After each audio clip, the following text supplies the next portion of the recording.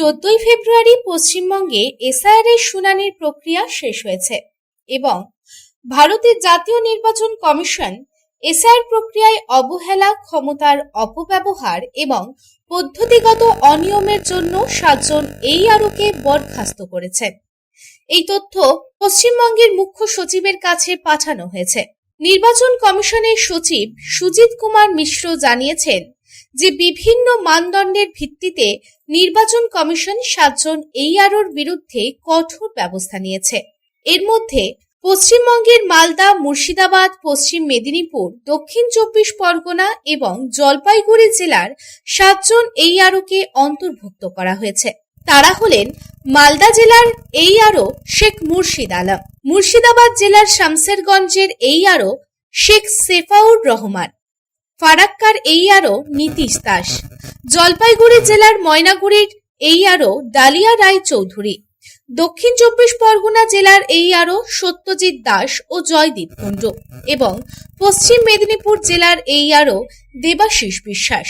তাদের শুধু সাময়িক বরখাস্তই নয়, নির্বাচন কমিশনার তাদের বিরুদ্ধে কঠোর ব্যবস্থাও নিচ্ছেন। Bureau report, public Times.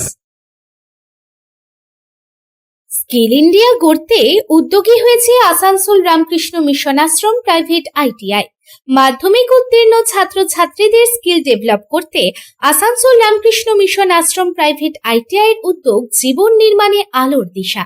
আর এরই মাধ্যমে বিগত 7 বছর ধরে সাফল্যের সাথে এগিয়ে চলেছে। Asansol Ramakrishna Mission ashram private ITI এর বিভিন্ন কোর্সগুলির মধ্যে রয়েছে ইলেকট্রিশিয়ান কোর্স ও ফিটার কোর্স 2 বছরের জন্য, ওয়েল্ডার ও computer operator and program assistant course 1 বছরের জন্য। শুধু তাই নয়, প্লেসমেন্টেরও ব্যবস্থা চোখে পড়ার মতো। বিভিন্ন কোম্পানি প্লেসমেন্টের মাধ্যমে ITI ট্রেনিদের উজ্জ্বল ভবিষ্যৎ গড়ার লক্ষ্যে এগিয়ে এসেছেন।